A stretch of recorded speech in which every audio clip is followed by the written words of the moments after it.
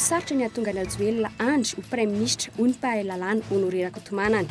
Tsy azo atao ho ambin-javatra ny vondrona MMM sy ny tsy miankina eo amin'ny parlemanta ho ity mpahalalàna ity. Anao fanambarana ny akorafili Ravalomanana Rapitso amin'Ray Ora. Efa nanambara izy ireo fa tsy afaka manakana ny fidinana an-dalambe ataon'ireo Pombazy. Roa ny maty ny pesta tao amin'ny distrikana Antsirabe faharoa, olona 7 hafa fianakavian'ireo maty ireo ny mbola tsaboina ao amin'izao fotoana izao. Any an-toerana ny mpanao gazety Gaëtan Ndretsilavo mitatitra aminao tanatin'ny fampahalalam-baovao ny andindiny mahakasika izay.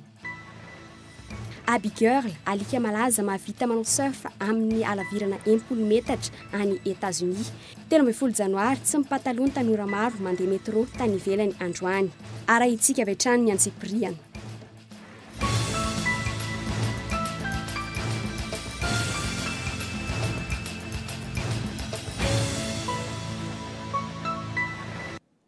Manolotra ny araba tompoko kilasy tompoko vavy ary manasanao mpanajana indray anaraka izao fampahalalam-baovao eto amin'ny Cool TV sy Cool FM izao hatramin'ny farany.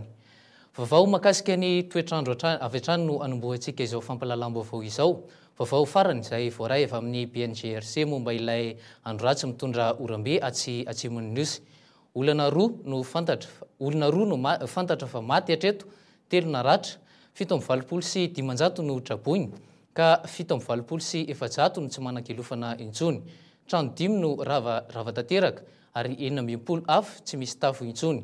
Raha toka birao-panjakana 9 no tondraky ny rano. Araka izany, mbola manan-kery ny filazana loza rehetra any amin'ny faritra tapany atsimon'ny nosy iny ankehitriny. Vaovao politika kosa no anohizantsika izao fampahalalam-baovao izao. Kajy politika efa tsara homana ny didim-panjakana samihafa navoaka tamin'ny faraparan'ny taona 2022. Tanjona tokana no antony ireny. Izay mazava ankehitriny ataon'ny mpitondra ny tetezamisa ny hevitra rehetra hijanona eo amin'ny fitondrana. Mety ho sarotsaotra ihany nefa ny kajikajy anosehana ny Andrinandry Rajoelina ho Premier Ministre raha ny zava-misy sy ny hevitry ny mpampianatra lalampandrianana Honoré Rakotomanana. Tsy anaiky mora foana ihany koa ireo hery politika hafa. Fanadidiny iarahana amin'ny namana Tovy Rakotondravony. Any amin'ny antoko malagasy miara-miainga izay hery politika lehibe afaka mitoetra ho hery avoany ny lakile ny toerany ny Premier Ministre Ramadio Nivitsipidalao. Ity atoko ity asireo tsy miankina no afaka mampitoetra fifandanjana eo anivon'ny parlemanta manoloana ny mampara sy ny avy amin'ny ankolafy Ravalomanana izay mifanipaka tanteraka. Ilaina ny fandraisana andraikitra aingana amin'ireo lalàna misy eto Madagasikara noho ny fifanoherany. Raha ny voalaza ny lalam-panorenana dia malalaka amin'ny fananganana fikambanana na vondrona parlementera ny rehetra na ihany koa fikambanana ao anatin'izany parlemanta izany. Mifanohitra amin'izany kosa ny didim-panjakana nivoaka izay mandrara ny fananganana vondrona anatiny anteny miram-pirenena raha toka tsy niforona alohan'ny fifidianana. Tsy azo hoe atao mba masita na tsinjononina ny solombavam-baoaka izay avy amin'ny VPM MMM andininy faefatra amby 50 ao amin'ny lalam-panorenana dia hoe parti majoritaire groupe de parti majoritaire zany hoe antoko maronisa na hoe fikambanana atoko zany atoko mitambatambatra ny atoko dia raha ohatra ka roa zany no maronisa dia afaka manohitra azy io zany hoe ny atoko politika zay mbola tsy hoe ny tiamara tamapara na ny atoko politika zay mbola tsy tiamara tarikatary zany afaka mitambatra ny ireo. Mampatsiahy an'ilay didim-panjakana no foanan'ny CES farany teo ity fifanoheriny amin'ny didim-panjakana sy ny lalam-panorenana ity. Iny fanafoanana iny izay tsy vitany hoe baraka miraraka ho an'ny filohan'ny tetezamita fa pirofo ny kajy politika natao hobodona seza sy fahefana amin'ny fomba rehetra ihany koa ao anatin'ny Repoblika Fahefatra. Ahina ho hafa baraka fanindroany indray noho izany ny fitondrana tetezamita raha toka mijoro araka izay voalaza ny lalam-pandrenana ireo solombavam-bahoaka ka vitan'izy ireo ny manafoana n'ilay didim-panjakana. Nareo ny hoe raha ohatra mikambana angamba ny atoko politika sasany diso ny zava-doza amin'dareo zany. Aleo fantatrareo solombavam-bahoaka na taloha na zay vohitra solombavam-bahoaka amin'izao fotoana izao fa izao azo atao ny mamerozoanareo déchéance.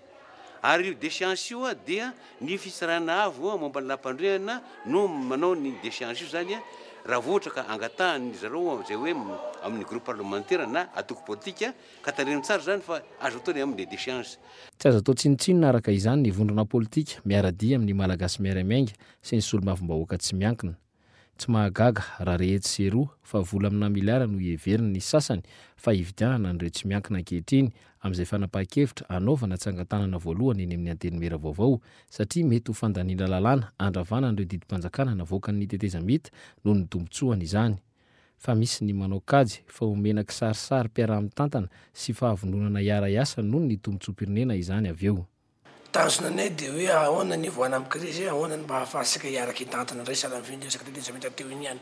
Satria asa misery tombosoana manokana ho zay foana lazaiko hoe satria izay ao manana ny lehibenay moko mikasika an'izaraha zay zany misy ny lehibeny mapara fa raha eritreritryko manokana mahazaka da mapara anakay maha-Nicolas anakay noteneniko eto hoe sara ny fiarasa mitantana fampidindrika aloha samy malagasy isika io. Inona ny mahapetipety mba hivoahan'ny vahoaka manontolo mba hahafahaky ny adina amrehetrarehetra zany. Efa mandeha ny fivoriana tsiaroa solomavim-bahoaka tsy miankina maro no mahazo fandrahonana ankehitriny fa mety ho tonga hatramin'ny fanafoanana ny vaton'izy ireo eny anivy ny CES raha toa ka tsy mivonona iara-iasa amin'ny antokony mpitondra ankehitriny izy ireo. Efa re ihany koa fa efa manomana ny tedi-bola hoentina mampandany ny heviny eny amin'ny parlemanta ihany koa ankehitriny iravalomanana marika. Tsy moramora araka izany ny sarinady tazana ao amin'ny antenimera-pirenena vaovao. Fa mbola makasika izay vaovao politika izay hatrany, hotratra sa tsy hotratra ny datin'ny 17 janoary amohan'ny fitsarana manokana amin'sahana ny fifidianana ny voka-pifidianana ofisialy araka ny voafaritry ny lalàna. Hatreto mbola vitsy amin'ireo fitoriana miisa 720 no efa namohan'ny CES didy. Raha ny fantatra nefa dia azon'izy ireo atao ny mangataka ny fanemorana ny daty amohana ny voka-pifidianana ofisialy mba ahafahan'ireo mpikambana manao ny asany araka izay tokony ho izy. Hatreto anefa mbola tsy nisy izay fanambarana ofisialy izay mafanemorana famohanana valim-pifidianana raikitra izay raha ny fanazavana izay azo hatrany dia efa nambaran'ny filohan'ny rafi-pitsarana manokana izay miandraikitra ny fifidianana ho avoakan'izy ireo ny tsirairay ny didy antony nampitondrina ny mety tsy ho fahafatrarana ny famohanana ny didy amin'ny 17 ny volana janoary izay. Fa mbola makasika izay vaovao politika izay hatrany. Tsy mbola mivoaka ny vala ny olon'ny Macron androany na dia nazava aza ny fanehoan-kevitra izy ireo tamin'ny faran'ny herinandro lasa teo fa tsy afaka hiazona ny vahoaka amin'ny fanehoan-keviny noho izay mety ho voka-pifidianana eo. Nilaza kosa nefa ireo lohandohan'ny mpisorona fa ilobava raha mpitso amin'ny ray orona. Andrasantsika ny fivoaran'ny vaovao androany aloha saika tatitra momba ilay fifanazavana nataon'ny mpisolo vavan'ireo kandida rotonta manoloana ny CES antranga ny sabotsy teo no nataony ireo mpomba marika ravalomanana. Anoizantsika izao fampalalam-baovao izao kosa lafin'ny politika hatrany. Andrasana amin'ny zoma fa 17 janoary izao ny fanambarana amin'ny fomba ofisialy ny valim-pifidianana filoham-pirenena izay natao ny 20 ny volana desambra lasa teo. Fanambarana izay amfantarana izay na ny kandida Jean-Louis Robinson na ny kandida Hery Rajaonarimampianina no hitondrany Madagasikara ao anatin'ny 5 taona vaovao. 5 andro milohan'ny afantarana izay valim-pifidianana izay ary mandeha ny fahafampediana varotra mikasika ny toeran'ny Prime Ministre ho an'ireo tanora mpandraharaha, mpiasam-panjakana, mpianatra eny anivon'ny ambaratonga ambony ary tantsaha, mpikambana ao amin'ny hery vaovaon'ny Madagasikara na ny HVM izany. I Jules Etienne, kandida filoham-pirenena nitsorin'ny fitsarana manokana amin'sahana ny fifidianana no heverin'izy ireo ho tokony hitazona izay toeran'ny Prime Ministre izay. No lavin'ireto tanora ireto kosa ny fisian'ny fifanarahana teo amin'ity olona tolotr'izy ireo ity sy ny kandida Hery Rajaonarimampianina ho takalo ny fanolorana tamin'ity faran'ny toerany laharana fahatelo ao anatin'ny lisitry ny kandida ho filoham-pirenena. Vaovao hafa kosa indray. Mbola miandry ny filan-kevitry ny ministra ho tarihan'ny filoham-pirenena vaovao ny fanapahana amin'ny fomba ofisialy nisan'ireo andro tsy fiasana nefa andraisaka rama amin'ity taona ity.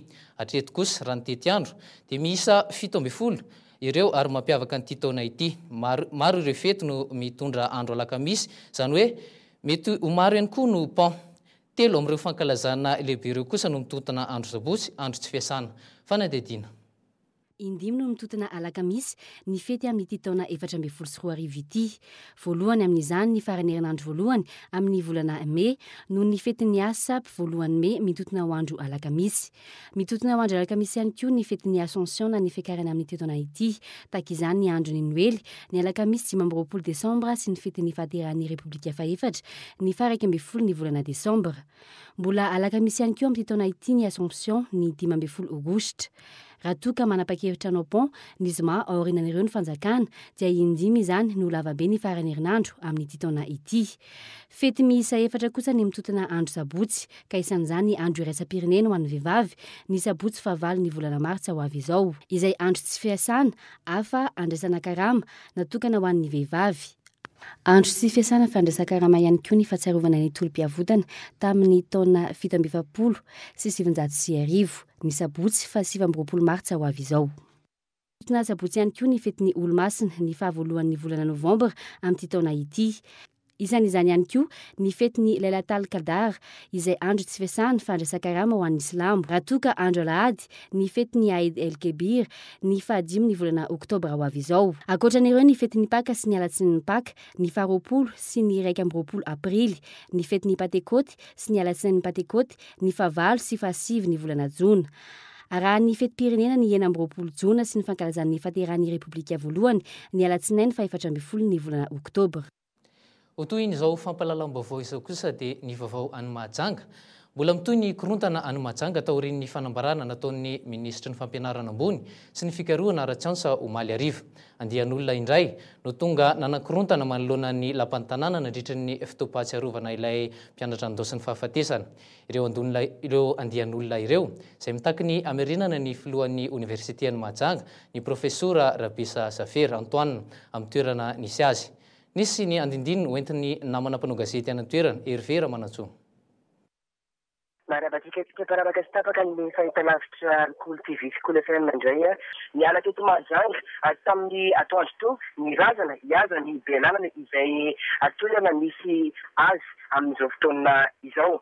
Nandrasana tetsy amin'ny natao veloma farana tena noloana ny lapan'ny tanàna moa ny razan'ny tompokla Félix Emilien mpianatra ny Université any Mahajanga ao amin'ny IBA ka tambijotra nanaraka ny arabe ny faharevan-tena iny moa ny diabe na makivaky ny tanàna nataon'ireo mpianatra niaraka tamin'ity mahery fo ny izy ireo ity ary ny farana teo aloha ny lapan'ny tanàna. Nandritran'izay nefa dia lavorayansa zareo veolivy Emorenk fa misy andian'olona izay andesaika anakorontana nandritran'ity lanona fanaovam-beloma farana nofo mangasika ny mpianatra ity ka avy hatrany dia raiky sasakorotra ka dia tsy navelan'ireo mpianatra sy olona izay tonga nanotrona an'izana nefa ireo mpitandro filaminana andeha andamina sy hiary ny zava-misy. Naharitra atsasakadiny teo nefa izany sakoroka izany io maraina io ka tapitra ny katona avokoa ireo toeram-pianarana sy toeram-pivarotana ny maray manontolo izay manodidina ny lapan'ny tanàna raha natsikaritra an'izay korontana izay. Amin'izao fotoana izao moa raha ny situation misy eto Mahajanga dia somary milamindamindrantsy ary matahotra avokoa ny mponina eto Mahajanga satria dia ahina izy korontana teo ariva teo kanefa nefa nandrainy andraika moa mpitandro ny filaminana nijery sy ny anaramaso an'izay fisian'ny korontana eto Mahajanga izay. Ary amin'ny ankapobeny dia azo lazaina fa mitantena avokoa ny vahoaka ny Mahajanga makasika an'ity raharany université ity satria dia efa ahina isy adipoko izany rehetra izany. Hervé Manantsoa ho an'ny televiziona Cool TV sy Cool FM. Fa mbola makasika izay vaovao any Mahajanga izay hatrany manoloana ny zavantranga teo amin'ny mpitandro ny filaminana sy ny mpianatry ny Université any Mahajanga tamin'ny zoma farany teo dia miombona tanteraka sy manohana ny fihetsiky ny mpitandro filaminana efa aty amin'ny Foibe. Notateriny izy ireo fa légitime défense no nitifiran'ireo mpitandro ny filaminana nandritra ny fihetsiketsehan'ireo mpianatra. Ny votra izany nandritra ny fivorian'ireo lehibe ny mpitandro ny filaminana io maraina io teny amin'ny Tobra Tsimandrava fa nadedina iarahana amin'ny mpanao gazety Zora Kotonindrina. Mbola mitoy ny resabena anivon'ny fiarahamonina manameloko amin'ny fihetsik'ireo miaramila izay nitifitra tamin'ny balatena izy tany Mahajanga ka nahafaty mpianatra iray sy nandratra folo hafa. Izany fifandonana izany izay nandratrana mpitandro filaminana ampolo mahery ihany koa. Nanoloana ireo mpianatra ny torabatsy sy nampiasa cocktail molotov nikasa andoran'ireo mpitandro filaminana dia niaro ny aina izy ireo ka nitifitra mba hanaparitahana an'ireo mpianatra raha ny fanazavana ofisialy azo androany. Asa normal zany io dans le cadre de légitime défense zany hoe andraikitra tsy maintsy miraisina zany noho ny situation eny toerana. Tsy hoe akory hoe rehefa tsy mpitondra basy ohatra ny avy any tany dia tsy mahazo mampiasa basy akory ny zay zany voalazany rana tsara mihitsy zay hoe tsisy fomba hafa tsony ahafahanao miaro ny olona anankiray zay confie zany hoe zany nampiambenina anao ohatra raha tsy fampiasanao zay fitaovana eny ampelantananao zay dia azonao ampiasaina tsara izy zay le légitime défense. taoriana fanapahan-kevitra izay nampiatona tamin'ny asan'ny filohan'ny oniversité Mahajanga dia nisy ireo tsy nankasitraka izany fanapahan-kevitra izany. Androany maraina nisy ny fidinana an-dalambe nataony andehan'olona maromaro nametraka sakana teny amin'ny lalambe izy ireo ka voatery niditra an-tsehatra amin'ny mpitandro filaminana nandrava izany. Manoloana an'izay moa satria misy ny fanotonana ny filaminam-bahoaka sy ny entrave à la libre circulation des personnes sy ny zany hoe fanotonana ny famezivezen'ny olona dia tsy maintsy nandray ny andraikitry ny mpitandro filaminana nanao intervention ary nandrava nanala ny barrage nandrava ireo mpanao fihetsikitsehana izao dia efa milamina zany izao ny situation amintsika amin'ny teny izao. Efa azo lazaina fa efa voafehy sy milamina ihany ny toe-javatra any an-toerana ankehitriny. Na dia izany aza mbola manome fisafona ny tanàna na andro na alina izy ireo sy miaramila fanampiny avy amin'ireo vondro-tompo-paritra manodidina. Tsy misy fitokonana mandrangaranga eny Ankatso hoy ny mpitondra tenin'ny fikambanan'ny mpianatra andrenana ery tsy araka ny feo mandeha ankehitriny fa misy mikonkonona grevy eny ho fanohizana ny zavanitranga tany Mahajanga. Ny fikambanan'ny mpianatra Ankatso izay nilaza androany fa miara-miory amin'ny mpianatry ny oniversité any Mahajanga. Manome tsiny ny fanapahan-kevitra niraisin'ny mpitandro filaminana tany an-toerana kosa nefa izy ireo noho ny tsy fitovian'ny hery nandritra ny fitokonana ka nafatesana olona iray. Fanadidina.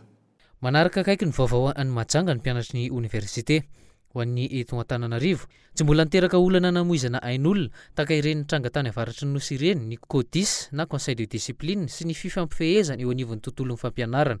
Manan-kevitra kosa nefa izy ireo misy safidy hafa azony raisina ankoatra ny fitifirana raha nambaran'ny mpitondra tenin'ny vondron'ny mpianatra eny an-toerana. Araka ny hevitra ireto mpianatra ireto dia fiarovan-tena no nataon'ny mpitandro filaminana tany Mahajanga fa tsy harovana ny vahoaka sy ny fananany. Nandeha ny feo androany fa mety hitokona ihany koa ny mpianatra Ankatso. Tsy mitombona izany hoy ny fikambanan'ny mpianatra. Ny ety amin'ny anjerimanontolo zany dia maro lafy ny hevitra samy manana ny tenen'ny dolo hitokony zay no ny tsy fakasitrahana zao le mitokona hoa mandingana lavitra loatra fa efa mifampiresaka velo hoe inona le antony le tokonana dia rehefa hita hoe tsy voavahan'le fifampiresahana hoe resaka bourse ny teneninao teo zao hoe mivoaka ny 2 mois mo fa mbola misy ambony ihany dia rehefa tsy voavahan'izay le fifampiresahana zay dia miakatra amina hetsika ambonimbony kokoa dia eo ihany le fifampiresahana fa raha ohatra tsy voavaha amin'izay zay vao midina amin'le hoe fitokonana ao anatin'ny enceinte aloha fa angamba tsy dia hoe faly fotsiny hoe andeha hitokona iny tsy dia ohatran'izay ny fomba fandraisana azy fa diso be zany le hoe andehandray hetsika amin'inona tokony apetraka tsara zany ny fanontaniana. Nangataka koa izy ireo tsy kitikitihana ny conseil de discipline nafana mametraka arofanina amin'ny mpitondra sy ny hoentina. Dia le fanapahan-kevitra koa eto dia fa manatsidika zany fa hoe le resaka conseil de discipline iny zany tiana amafisina hoe tsy hoe akory rehefa misy zavatra ohatran'ireny dia azo ravaina foana koa ny conseil ny ao anatiny zay fanapahan-kevitra amin'ny conseil de discipline fa io fanapahan-kevitra tokony hoe lanjalanjaina tsara satria io indray no anarorotanay mpianatra zay mpianatra ho any tenako zao anatin'izany hoe sao dia rehefa tonga indray hoe misy zavatra ataonay tsy mety dia aika azo ravaina ihany le ao anatin'ny conseil de discipline ka zay zany lanjalanjaina tsara hoe rehefa amina zavatra ohatrany ahoana dia efa afaka mba hovaina na hoe afaka tazomina amin'ny heviny le fanapahana. Efa lonolony efa ela ny zava-misy tany amin'ny oniversité any Mahajanga raha ny fanadihadiana natao. Ambadika politika ary misy idiran'ny fifidianana izay voanatrehana farany teo ny zava-misy any Mahajanga. Ny avy eo anivon'ny gendarmerie izay efa nanipika tamin'ny faran'ny herinandro teo fa manana ny porofo rehetra ahafahany milaza fa misy mpanao politika misintona lakolosy ao ambadika ity raharaha ity. Lafombaovao mahakasika ny pesta kosa indray trangana pesta sivy no hita tao amin'ny fokotanin'ny Soahazo commune Mandrosoasina distrikana Antsirabe faharoa. Ny alahady 5 janoary farany teo hatramin'ny androany roa no fantatra fa maty, ray tao amin'ny CSPD tany an-toerana, ny iray kosa tany amin'ny tranony rehefa nanaraka fitsaboana tao amin'ny Dadarabe. Mbola manaraka fitsaboana ao amin'ny hôpitaly kosa ny 7 ambiny. Ao amin'ny Antsoatarby ao ny mpanao gazety namana Gaëtan Andriatsilao mitatra ny mahakasika izay. Amin'ny commune Mandrosoasina izao dia fokotany Soahazo no mahitana mitangana rehetina pesta zay olona valo no olona mararitra ny toerana io. Dia ny ray amin'ireo raim-pianakaviana no efa namonina zany fa ny 7 ambiny kosa efa tikana tsara no fitsaboana avy amin'ny dokotera moa zany.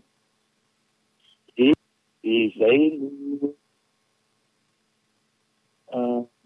zay no azovazaina satria ro mifolo andro sanganjavatra namana gaeton andre tsy lavy raha mbola mainonay ianao am'izao fotoana izao afaka mbola miteny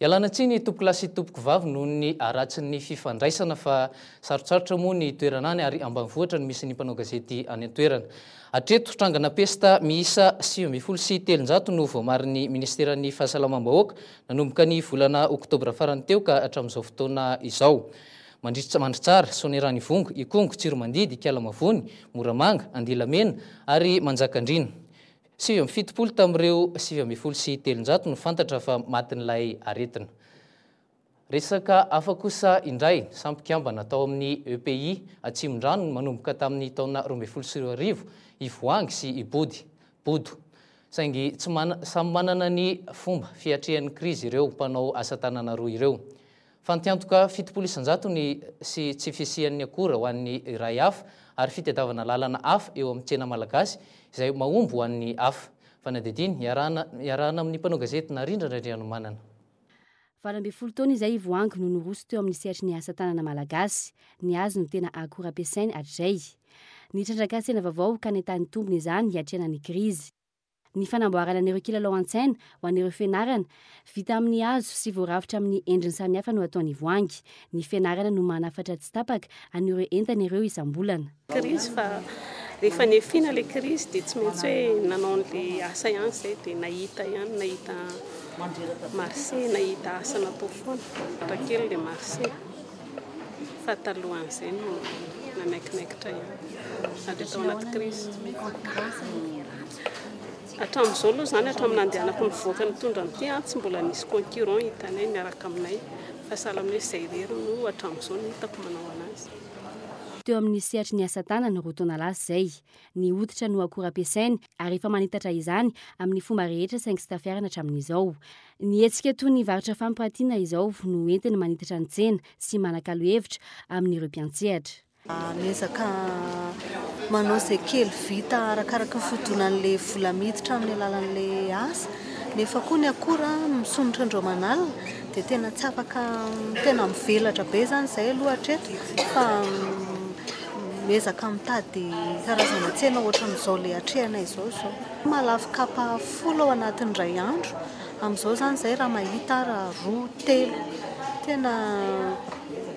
tena any amin'ny 60% any zany mety very daholo raha ohatra hoe hatramin'iny taoniny nakaty zany samy mikendry ny tsena iraisam-pirenena ireo mpanao asa tanana malagasy olana mipetraka ny tsena eto toerana vokatry ny krizy samy mitady hevitra ivoahana amin'ny krizy ireo mpiambina 10 eo anivon'ny EPI Atsimon-drano antipisi ny varotra fampiratiana eto amin'ny AFT Andavamamba mahavay be ihany satria zahay mampanao asa tanana ray dia mampiasa matière première eto amintsika dia nefa ny matière eto amintsika zao miakatra be daholo vidin-javatra rehetrarehetra mihitsiny dia ohatrany hoe zara raha misy tombo zany sisa ny produit amidinay dia io zany ohatrany hoe mampijalijaly kely an'ilay fikambanana aloha satria tsisy tsony taloha zany zay raha ohatra hoe manao commande dia mahazo tombona ohatra hoe mahazo 4000 par pièce dia zao zany zay zara raha mahita 500 iray faingoenina isan-jato ny mpanao asa tanana malagasy ihany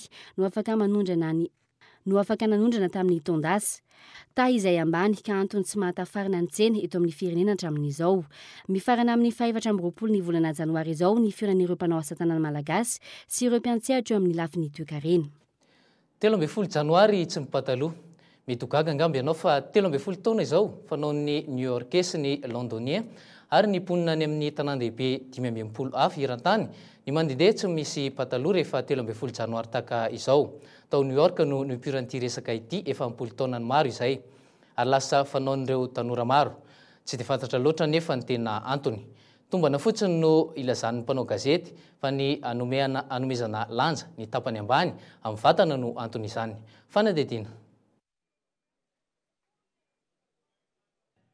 kely sy lehibe tanora hatramin'ny 7 isanjato n'ireo nandehandeha tsy mipataloha amin'ny fitateram-bahoaka. Tanora maro amin'ireo tanan-dehibe malaza eran-tany toy ny Sydney, Australie, Hong Kong, New Delhi any Inde, New York ao États-Unis, Paris any Frantsa no tsy mipataloha fa mandehandeha amin'ny kalsona sy ny atin'akanjo kely eran-tanàna fa indrindra any anaty metro. No Pan Subways Ride no fiantsondry zareo vahiny azy ary tsy dia hita loatra izay tanjona ankoatra ny hoe mba hanaovana dalàna iombonana ialana amin'ny fahazarana sy ny rotorotony andavanandro. Isan'ny tanjona amin'ity hetsika iray ity ny hoe miezaka mampiseho fihetsika matotra sy mifantoka amin'izay atao na dia tsy mipataloha azy. Tao Bruxelles ohatra mahery 900 ny olona liana tamin'izany raha toa ka 3 tapititra izany ta New York. Misy fepetra maromaro mila arahana, tsy mahazo mifampiresaka ao anaty metro, samy manao izay tiany atao toy ny miantso amin'ny finday, mamaky boky, mihaino hira, kitikitika solosaina fitondra tanana sy ireo fitaovana samihafa mahazatra. Misy mpikarakara mihitsy ity hetsika ity ka ao anaty metro ihany no tena ifanarahana fanaovana izany raha toa ka misy ireo tsy tana fa manao izany ety ivelany. Ohatra mahafinaritra fotsiny sady mampiomeny no mahafinaritra rehefa iarahan'olona maro manao tahaka izao hoy ireo tanora nanontaniana na dia samy tsy mahalala loatra an'izay tena anton'izany aza ny ankamaroan'izy ireo. Lamody manokana isaky ny 13 janoary ny fihetsika tahaka izao hoy ny hafa raha toa ka mampifalifaly sy mba ialana amin'ny mahazatra hoy ny hafa. Tany Pekin, tany Chine no vitsivitsy ny nanao ity fihetsika ity raha ampitahina amin'ireo tanan-dehibe hafa. Androany aloha ho an'ny teto Antananarivo ny pataloha avokoa ireo nandeha taxi be na ireo nandray taxi ary tsy fantatry malagasy akory ity fomba fanaony vahiny ity. Tsy haiko, tena serio tsy fantatra mihitsy fa ina le antony. Tena tsy haiko marina. Ino za mihitsy. Raha ohatra hoe zay raha ny eritreritra mety inona ny antony anaovana hetsika ohatra. Mazava ho azy fa tsy fanarahana amin'ny kolontsaina malagasy na oviana ity fomba fanao ity. Ny fiarovan-tenan'ireo mpikarakara izany any ivelany rehefa 13 janoary tahaka izao. Rehefa misy ny tsikeran'ny soatoavina dia ny hoe tsy miboridana na mianjaka eny masim-bahoaka akory izy ireo fa maka manokana tontolo andro iray ao anatin'ny taona anomezan-danja ny tapany ambany amin'ny vatana fotsiny ihany. Marisaka iraisam-pirenena kosa no anohezantsika izao fampalalam-baovao izao. Abigirl, alika mavita mandeha ambony onjan-dranomasina mirefy 7 metatra. Roa taona izao no nitazona nyity laharana voalohany amin'ny Guinness ity. Mbola vorakitra ihany ny zava-bitany miavaka ataony. Fanadidina mahakasika izay. Abigirl, alika sakaizany ranomasina, Mikael no tompony ary mahavita mampianatra azy ny fomba rehetra ataon'ny alika iray ambony surf. 7 metatra ny vitany tamin'ny voalohany tany États-Unis teo amin'ny ranomasina Ocean Beach. Ny tombony alavirana vitana nahatratra 700 faingo 2 metatra. Antony iray nandro mban'ity alika ity ny diplôma ny Guinness roa taona fanesy izao. Tsy misy atahorana intsony na ny ranomasina ao San Diego na Californie. Miara-miasa akaiky aminy hatrany Mikael ary mijery ny toetrandro ahafahan'ilay alika namany manao surf ataony. Efatra amin'ny taona 2024 no nanomboany aby ity lalao ity ary tsy misahatra mampitombo ny fahaizana izy ireo mba hitazomany ity laharana voalohany ity. Ny fanontaniana mipetraka dia ny hoe mahavita toy izao avokoa ve ny karazana alika rehetra sa ireny karazana alika vazaha ireny ihany no sangany afaka mahavita toy izao. Dia iny maresaka iraisam-pirenena iny kosa no entiko amaranana izao fampalalam-baovao izao. Ankasitrany ianao tompo klasy tompoko vavy nanaraka izany hatramin'ny farany. Mandrapitafa tompoko klasy tompoko vavy.